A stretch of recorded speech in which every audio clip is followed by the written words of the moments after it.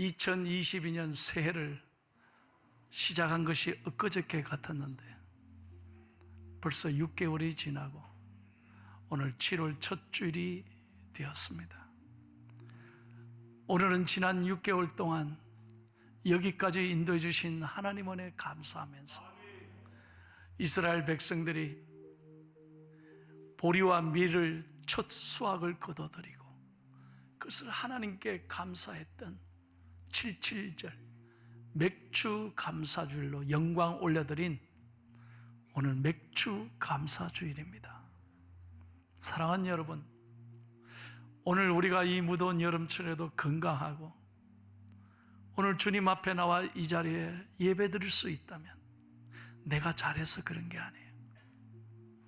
이 모든 것이 하나님의 은혜인 줄로 믿습니다. 당연한 게 아니에요. 저는 매주 장례를 집례하잖아요. 물론 나이 드신 분도 있지만 젊은 분들도 있습니다. 어린 아이들도 떠나보낼 때도 있습니다. 여러분, 우리가 오늘 이 자리에 앉아 있는 게 절대 우연이 아니에요. 당연한 게 아니에요. 이 모든 건 하나님의 은혜인 줄로 믿습니다. 우리 하나님 앞에 오늘 맥주 감사주를 맞으면 내가 지금 여전히 속도 상하고 몸도 아프고 잘 풀리는 게 없고 답답하지만 그러나 오늘 하나님 앞에 나와 감사하면 하나님이 감사거리를 더 주시고 하나님께서 우리의 길을 선하게 인도하실 줄로 믿습니다. 찬송합니다. 내가 누려왔던 모든 것들이 내가 지나왔던 모든 시간이 내가 걸어왔던 모든 순간이 당연한 것 아니라 은혜였어. 아침 해가 뜨고 저녁에 봄의 꽃향기와 가을의 열매 변하는 계절의 모든 순간이 당연한 것 아니라 은혜였어. 모든 것이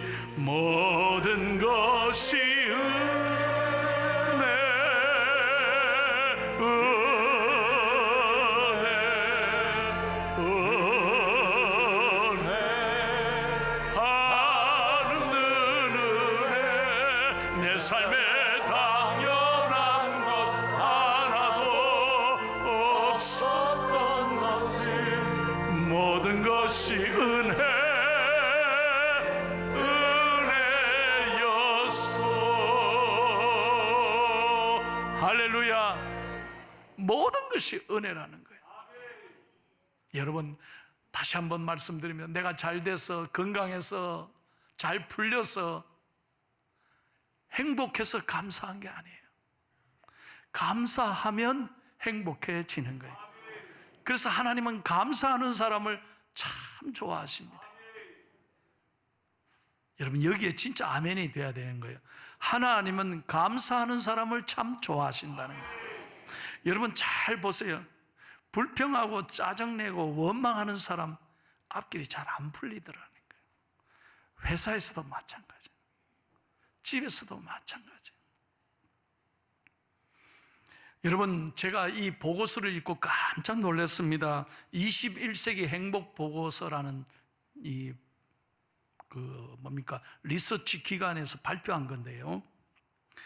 2018년부터 2022년까지 전 세계 149개 국가들의 국민들의 행복 지수를 조사해서 발표했다는 거예요. 여러분, 우리 대한민국 국민들이 얼마나 행복함을 느낄까요? 몇 위 했을까요? 52등? 아유, 정확하게 우리 권사님이 맞췄습니다. 62등 했어요. 여러분, 우리나라 경제가 세계 10대 국에 들어갈 만큼 10위 아닙니까? 전쟁 72년 만에 이렇게 잘 사는 나라가 어디 있습니까? 제가요, 미국에서 왔다고 여러분 다 알지 않습니까?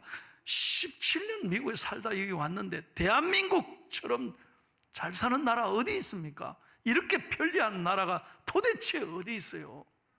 아멘 좀 하소. 진짜 감사해야 되는데 우리 국민들이요 62등이래요 세상에. 이게 무슨 이야기입니까? 이게 감사하지를 않는 거예요. 그러니 전부 불평불만만 쌓여 있어. 영적으로 보면 교만한 거예요. 참 이게 문제인 거예요. 오늘 읽은 우리 성경 말씀은 초대교회가요 이제 급속도로 부흥을 한 거예요. 성경에 보면, 사도행전에 보면 12사도가 은혜 받고 120명이 모이고, 또 나가서 전도하니까 하루아침에 3,000명이 회개하고, 또 열심히 복음을 전하니까 5,000명이 기하급수적으로 불어나게 된 거예요. 여러분, 교회가 사람이 많아지면요 문제가 왜 없겠습니까? 사람 모인 곳은 다 시끄럽고 문제가 있기 마련이잖아요. 그런데 이 초대교회도 갑자기 사람들이 불어나니까 문제가 생겼어요. 오늘 1절 말씀 다 같이 한번 읽겠습니다. 시작. 그때 제자가 더 많아졌는데 헬라파 유대인들이 자기의 가부들이 매일의 구제에 빠짐으로 히브리파 사람을 원망하니, 아유, 구제하는 일로 시끄러워졌다는 거예요. 구제 자체는 얼마나 좋은 일입니까? 어려운 사람 돕는데. 그런데 교회가 쫙 나눠지네. 왜? 히브리파 유대인들하고 헬라파 유대인들 간에 갈등이 생긴 거예요. 그러면 히브리파 유대인들은 뭐냐? 예루살렘 안에서 살았던 유대인들이 예수 믿고 교인이 된 거죠. 그러면 헬라파는 뭐냐?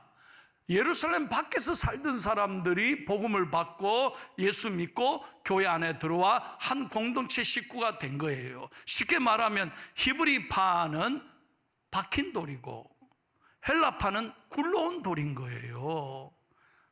Understand?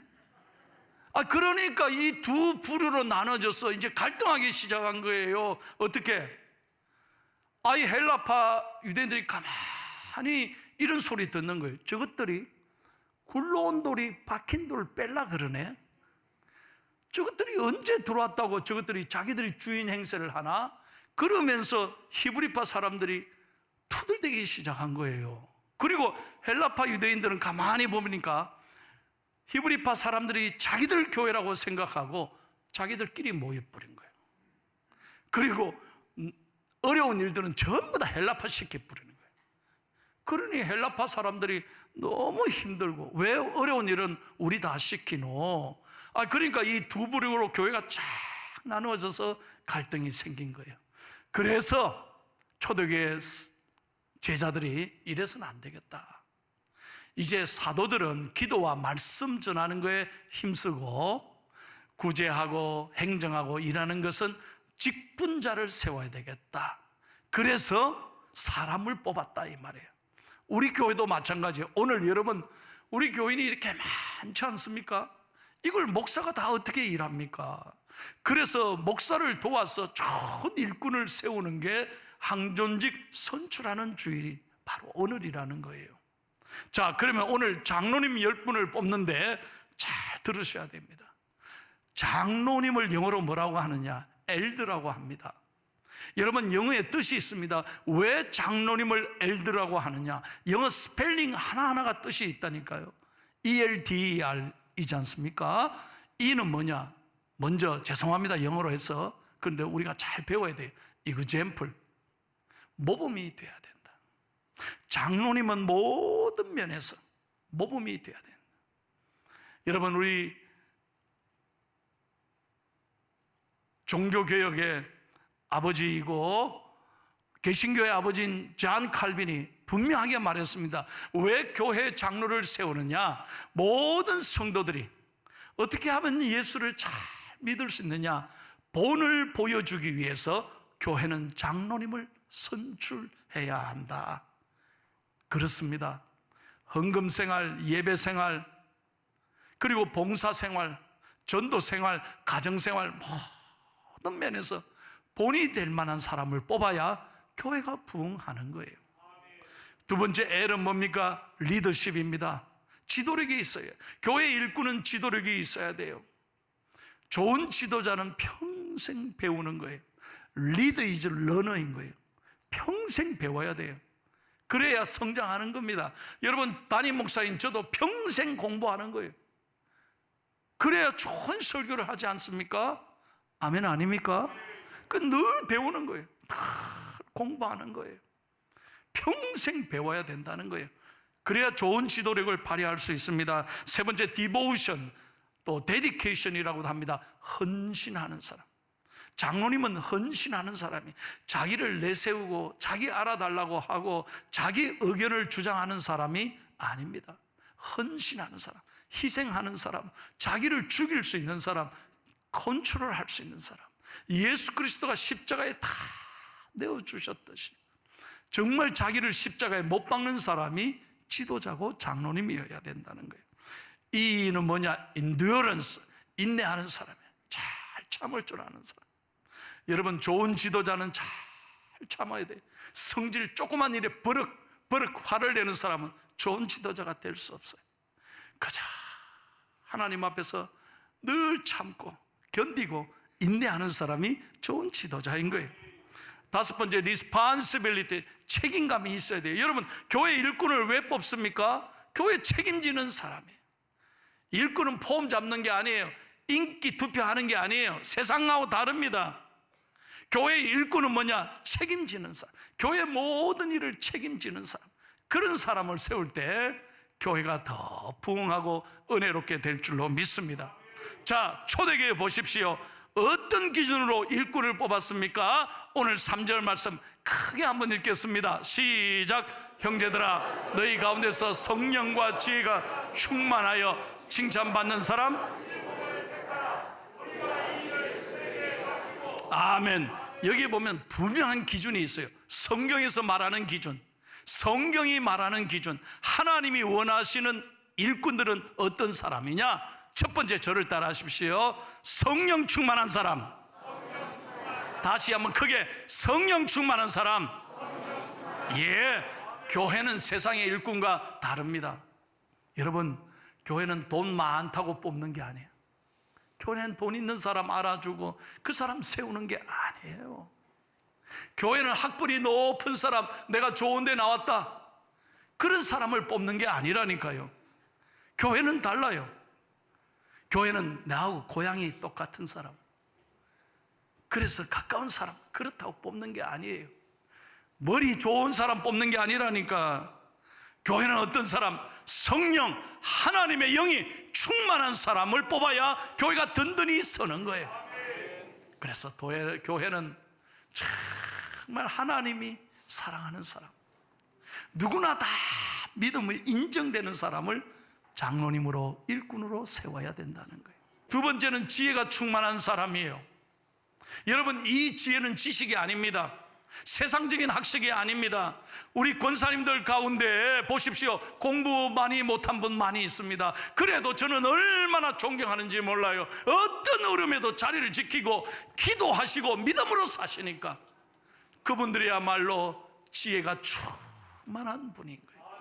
저는 우리 교회 권사님들이 한마디 한마디가 저에게는 얼마나 위로가 되고 은혜가 되는지 몰라요.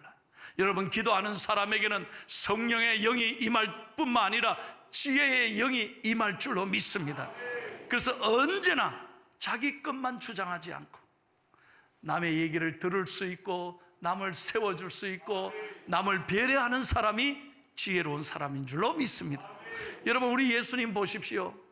예수님만큼 바보가 어디 있습니까? 예수님만큼 자기를 희생한 사람이 어디 있겠습니까?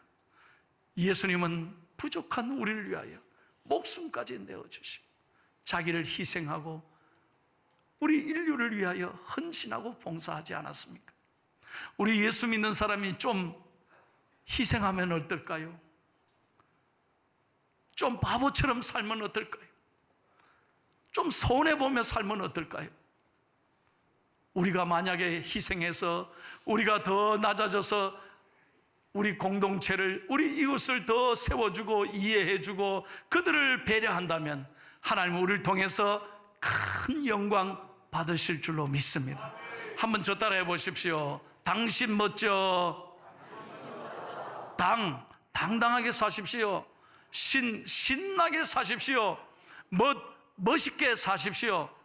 저는 뭐냐? 절대 이길라 하지 말고 져주며 사십시오. 아멘 좀 하면 안 될까요?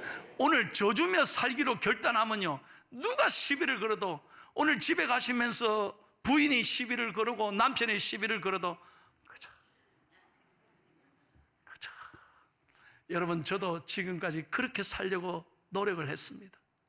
우리 교인들이 다 저를 좋아하시겠습니까? 저는 저를 싫어하고 마음에 안 드는 사람도 있다고 생각합니다. 안 그렇습니까? 그런데요, 저도 인간이라 다 알잖아요. 그런데 저는 항상 웃습니다. 딱 하면 내 마음이 편안한 거예요. 져주며 사는 거예요. 그거 뭐 이기려고 막 이거 아니야. 이게 지혜로운 사람이 아니라는 거예요. 여러분이 오늘부터 이 무더운 여름철에 대들고 싸우고 막 머리 팍 치켜들고 그러지 마요. 예수님처럼 바보처럼 지혜롭게 남을 배려하며 사는 은혜로운 사람이 되기를 축복합니다. 마지막 세 번째요. 다 같이 한번 따라하겠습니다. 칭찬 듣는 사람. 아멘. 여러분, 일꾼을 어떤 사람을 뽑아야 합니까? 하나님과 사람에게 칭찬받는 사람. 모든 면에서, 행실에서 인정하는 사람이 돼야 돼요. 그래야 교회가 평안한 거예요. 그런 사람은 교회 화평을 이룹니다. 교회 항상 어려운 사람을 도와줍니다. 교회 남을 세워줍니다. 언제나 자기만 옳다고 자기 의견만 주장하는 것이 아니라 남의 얘기를 경청할 줄 알고 남의 눈물을 닦을 줄 알고 누군가에게 따뜻한 말 한마디로 힘이 되어주는 사람이 될 때 그 사람이 칭찬받는 사람인 것입니다. 설교를 마치겠습니다. 우석대학교 안도현 교수님의 연탄 한 장이라는 시가 있습니다. 한번 영상을 보십시오. 제가 참 좋아하는 시입니다. 또 다른 말도 많고 많지만 삶이란 나 아닌 그 누군가에게 기꺼이 연탄 한 장이 되는 것. 방구들 선득선득해지는 날부터 이듬해 봄까지 조선팔도 거리에서 제일 아름다운 것은 연탄차가 부릉부릉 힘쓰며 언덕길 오르는 거라네. 해야 할 일이 무엇인가를 알고 있다는 듯이 연탄은 일단 제 몸에 불이 옮겨 붙었다 하면 하염없이 뜨거워지는 것. 매일 따스한 밥과 국물 퍼먹으면서도 몰랐네. 온몸으로 사랑하고 나면 한 덩이 재로 쓸쓸하게 남는 게 두려워. 여태껏 나는 그 누구에게 연탄 한 장도 되지 못하였네. 생각하면 삶이란 나를 산산이 으깨는 일. 눈 내려 세상이 미끄러운 어느 이른 아침에 나 아닌 그 누가 마음 놓고 걸어갈 그 길을 만들 줄도 몰랐었네. 나는. 여러분, 우리가 정말 예수 믿는다면, 정말 하나님의 사랑을 오늘도 누리고 있다면, 연탄이 자기의 몸을 불태워서 그 차가운 방을 사람들을 따뜻하게 만드는 것처럼, 그리고 마지막 한 줌의 재가 되어서 그 추운 언덕길에 뿌려질 때 누군가 안전하게 걸어갈 수 있게 만드는 것처럼, 오늘 우리가 예수 믿는다면 이 짧은 인생, 한 번밖에 살 수 없는 이 인생, 나만 생각하지 말고 이기적으로 내 욕심대로만 살지 말고 누군가에게 연탄 한 장이 되어서 따뜻한 사랑을 나누는 행복한 사람 되기를 축복합니다. 그게 칭찬 듣는 사람이지. 그런 사람을 일꾼 뽑아야 교회가 든든히 서가는 거예요. 우리 교회가 그런 교회 되기를 축복합니다.